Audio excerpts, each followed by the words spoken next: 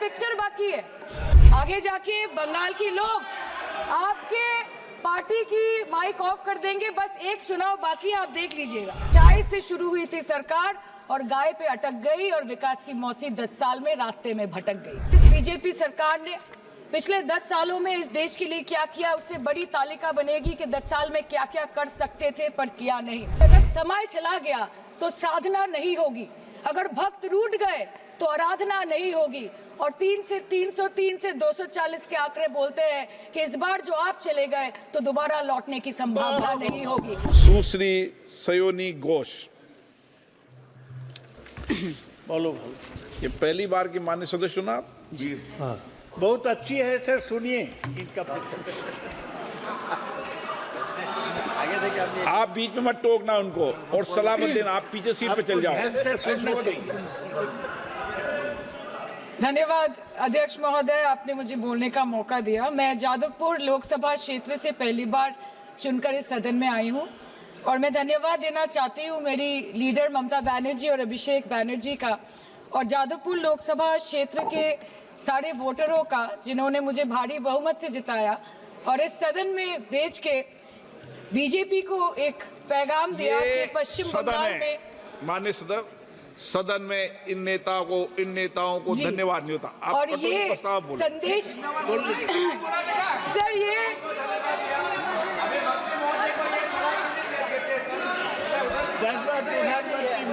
Sir okay sir, no problem sir. Sir मैं धन्यवाद देना चाहती हूँ जादवपुर लोकसभा क्षेत्र के लोगों का, जिन्होंने मुझे भारी बहुमत से यहाँ पे जिता के भेजा और ये पैगाम दिया कि पश्चिम बंगाल में नफरत की रणनीति और धोखेबाजी की राजनीति नहीं चलेगी। अध्यक्ष महोदय, मैं उम्मीद करूंगी कि आज आप मुझे पूरा बोलने का मौका दें, क्योंकि हाल ही में हुए नीति आयोग की जो मीटिंग हुई थी, वहां पे हमारी माननीय मुख्यमंत्री, जो देश की एकमात्र महिला मुख्यमंत्री भी है, उनका माइक बीच राह में ऑफ कर दिया गया था। वो बंगाल के अरे अभी तो शुरुआत है, ये तो ट्रेलर है, पिक्चर बाकी है। अध्यक्ष महोदय, मैं आपसे ये बोलना चाहती हूँ कि वो बंगाल के हक के लिए यहाँ पे सवाल उठाने आई थी, वो बंगाल के लोगों की बात रख रहे यहाँ पे आई थी, लेकिन उनका माइक ऑफ कर दिया गया। आपके माध्यम से मैं इस सदन में उपस्थित वहाँ जो बैठे हैं माननीय सदस्य, कोई भी नीति आयोग या कोई भी घटना को आपका डिलीट करेंगे। सर एक लाइन सर, मैं यही बताना चाहती हूँ कि बंगाल के लोगों का गला घोटने का काम किया गया और उनकी आवाज को बंद करने का काम किया गया। आगे जाके बंगाल की लोग आपके पार्टी की माइक ऑफ कर देंगे। बस एक चुनाव बाकी है, आप देख लीजिएगा। Sir, all India Trinamool Congress इस सदन और इस देश का 3rd लार्जेस्ट ऑपोजिशन पार्टी है और हम आपसे धन्यवाद हम आपको देते हैं कि आपने हमको रेलवे, स्वास्थ्य, शिक्षा और आज ये पशुपालन जैसे महत्वपूर्ण विषय पे चर्चा करने का मौका दिया। लेकिन तृणमूल कांग्रेस आगे जाके देश के हर महत्वपूर्ण मुद्दे पे बात करेगा, चाहे वो चीन का अनैतिक रूप से इस देश में प्रवेश हो या वो 700 से ऊपर आंदोलन जीवी किसानों की। माननीय सदस्य, आप पहली बार बोल रही हैं, मैं आपको हस्तक्षेप नहीं करना चाहता, लेकिन जिस अनुदानों की मांगों पर चर्चा सर अभी आ रहे हैं, सर नीट के घोटाले से लेके जीएसटी के बोझ तक, एयरपोर्ट की छत टूट जाने से लेके रेल पटरी से छूट जाने तक, तृणमूल कांग्रेस के सदस्य, हर सांसद देश के हर गंभीर मुद्दे पर चर्चा करेंगे। बस यही आपको बोलना था। रिस्पेक्टेड सर, मामाटी मानुष is the Magna carta of the governance of West Bengal and our party, and I feel truly honored that today I've been given the opportunity to talk on a ministry which is intrinsic to the Mamati Manush of the country. हमारे किसान अपनी मवेशी को, अपनी फसल को माँ की तरह पूछते हैं, जिस खेत में वो हल चलाते हैं उस जमीन को नमन करते हैं। But does this major sector get support from the government? Sir, Indian agriculture supplies around 58% of India's livelihood and is a principal source of income for half of the population, accounting for 17 to 18% of the country's GDP. 70% of India's rural poor depend on livestock and farm animals. But does this sector get what it deserves? इसका जवाब अगर आप देश के किसान से पूछेंगे तो वो आपको यही बात बोलेंगे कि चाय से शुरू हुई थी सरकार और गाय पे अटक गई और विकास की मौसी 10 साल में रास्ते में भटक गई। Sir, exorbitantly high cost of cattle and poultry feed under the mismanagement of this sector by the current government and wholesale fodder inflation hovering between 25% to 28.6% in the last 2 to 3 years, it is a 9-year high. Sir, किसान खुद क्या खाएंगे? अपने परिवार के लोगों का खिलाएंगे? अपनी गाय भैंस भेड़ बकरी को क्या खिलाएंगे?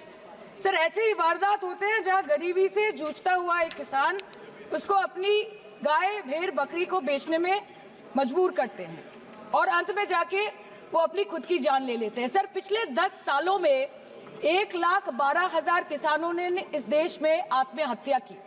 एनसीआरबी की एक रिपोर्ट के अनुसार 10 साल में हर दिन इस देश में एवरेज में 30 किसान हर दिन अपनी जान ले लेते हैं। सर, इस देश के लोगों का यही है किस्सा कि जिसको जिताया वो राजा की तरह जाएगा और जिन्होंने जिताया वो फकीर की तरह। सर, ये बहुत गौरक्षा की भी बातें करते हैं। देश के लोगों को ये पता होना चाहिए that there is a fodder crisis in India and the union minister has himself stated in a written reply in Rajya Sabha that yes, the country is deficit in fodder. So it means that cows are dying without food in government-owned goshalas, especially the BJP-ruled state. 74,000 cattle had died at Panjrapols in Sundarnagar and Banaskantha district of Gujarat in the last 3 years. 200 cows were found dead in Madhya Pradesh's Shivpuri district. 173 cows allegedly died in a week in Chhattisgarh. And 74,016 cows had died in Hingonia Gaushala in Jaipur during the previous BJP government in Rajasthan. तो sir, पहले खाना ही नहीं मिला, fodder crisis, फिर मिल भी जाए तो इतना महंगा कि किसान खरीद ही नहीं पा रहा है, फॉडर इन्फ्लेशन, और सर खाना मिल भी जाए तो पशुओं की बीमारी। उससे मुकाबला करने के लिए इस सरकार ने क्या किया? The Parliamentary Standing Committee on Agriculture, Animal Husbandry and Food Processing presented its report which stated that 32.7 lakh cattle were infected by the viral lumpy skin disease across several states and a whopping 2.4 lakh cattle died within months. ये बोलते हैं कि गाय हमारी माता है पर माँ की रक्षा करना इन्हें नहीं आता है। अध्यक्ष महोदय, हम सब जानते हैं कि इस मिनिस्ट्री के अंतर्गत डेयरी भी आता है और भारत इस पूरी दुनिया में दूध के उत्पादन में नंबर 1 है, contributing to almost 24.46% of global milk production. But since the government has not been able to bridge the gap between demand and supply, it has successfully turned the country from being the largest producer of milk to an importer of milk. In the last 10 years, due to the stagnation in milk production, the gains of white revolution has been systematically whitewashed. The dairy farmers are forced to throw buckets of milk on the highway protesting against meager remuneration for their produce. And the price of milk, on the other hand, has increased by a massive 55% in the past 10 years. It was rupees 36 per litre in 2014 and now rupees 56 per litre in 2024. When this government came to power, the first thing the milk producing companies regulated by it did was to increase the price of milk by rupees 2 per litre. This was their revenge on the people of India for not providing a majority to the BJP. आम आदमी के दूध, छाछ, लस्सी, दही, पनीर पर 5% की GST, cream, condensed milk, मक्खन, घी पर 12% की GST और अमीरों के हीरो पर सिर्फ 1.5% की GST। सरकार उनको रिलीफ नहीं देती है जो विदेश में जाके मिल्क शेक और लाते की चुस्कियां लगाते हैं। ये सरकार उनको रिलीफ नहीं देती जो आम आदमी 2 पैकेट दूध खरीदने से पहले 10 बार सोचता है। सर, बचपन से हम सुनते आए थे कि संडे हो या मंडे रोज खाओ अंडे। India rank 2nd in egg production in the world और अंडे का फंडा यही है सर कि भारत के बच्चों के किस्मत में महीने में एक अंडा नहीं मिलता। मिड डे मील के चलते हफ्ते में अगर एक आध अंडा मिल भी रहा था तो कहीं धर्म के नाम पे तो कहीं महंगाई के चलते उसे बंद करने की मांग उठ रही है। Sir, more than 50% children under the age of 5 suffer from chronic malnutrition in the country and roughly 17% children are underweight, and yet most BJP-ruled states do not serve eggs in mid-day meal scheme. This is the example of Poshan Kal in India. Sir, अंत पे आते हैं मच्छी पे। आप लोगों को ज़्यादा पसंद नहीं पर हम क्या करें, हम तो माछे भाते बंगाली है। हमको तो बोलना ही पड़ेगा. And not to forget that 2.8 crore fisher folk are employed directly in catching fish in the country, and millions are employed in the value chain of selling fish and aquaculture. India stands third in the world in the terms of fish production, contributing to 8% of global fish production and ranked second in aquaculture production. The PM talks about blue revolution, but this government has allocated only 0.045% funds out of the total budget for the flagship scheme, Pradhan Mantri Matsya Sampad Yojana. Even after this meager allocation, they did not utilize 39% of the funds, and in 23-24, they did not utilize 24% of the funds allocated. और sir, भले ही सरकार को मणिपुर शब्द से allergy हो, but the fact remains that 1.5 years of lack of governance in the state has led to endangering of the fish species in India's largest freshwater body in Manipur, the Loktak Lake. So the government has to generate employment opportunities, investment in areas such as exports, post-harvest processing, and import substitution. It has to deal with adversities like overfishing, depleting of fish stocks, pollution, disease outbreak, destruction of habitat, and climate change. So my own parliamentary constituency has assembly constituencies like Baruipur, Shonarpur, Bhangor, which are heavily dependent on these sectors for livelihood. Main crops grown are wheat, rice, vegetable, fruit, oilseed, pulses, cotton and jute, and animal husbandry is practiced mostly by women in the self-help groups in the South Chobbish Pargona. They rear a wide range of domestic animals, including cattle, poultry, goat, particularly the black Bengal goat and the Pekin duck. And I take extreme pride in saying that in the last 5 years of the TMC government, the CM Mamata Banerjee has allocated a massive amount of 76,680 crore to agriculture and its allied sectors for their development. The government of West Bengal has achieved remarkable success in implementation of state schemes, namely Bangla Dairy. The state-owned company is providing financial incentive at the rate rupees 11.5 per litre of raw milk directly to the bank accounts of primary dairy farmers through milk unions. Bangla Dairy procured 3.55 crore kg milk in 2023, for which rupees 109 crore was paid to dairy farmers through direct benefit transfer.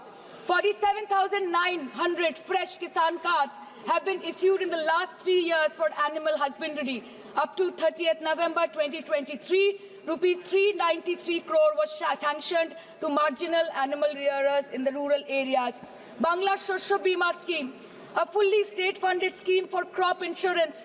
Total 1.28 crore farmers were enrolled under the scheme during 23-24. 70 lakh farmers got claim settlement worth rupees 247 crore.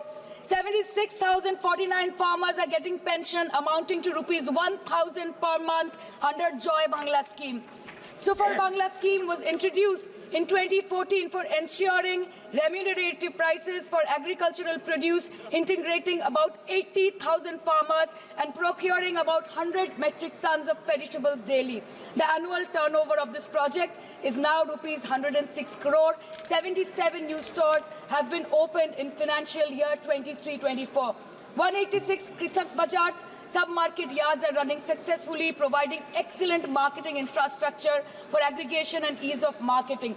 And to be mentioned that West Bengal is one of the largest cold storage capacities in the country at more than 87 lakh metric ton with 620 cold storages. New investment of rupees 239 crore is upcoming in this sector this year with an employment opportunity for nearly 20,000 people. अरे उधर वाले बता इसमें बुरा क्या है, हवा के चार झोंके अगर इधर से भी गुजर जाए तो. Now coming to the demands of pending funds from the government of India to West Bengal on animal husbandry and welfare.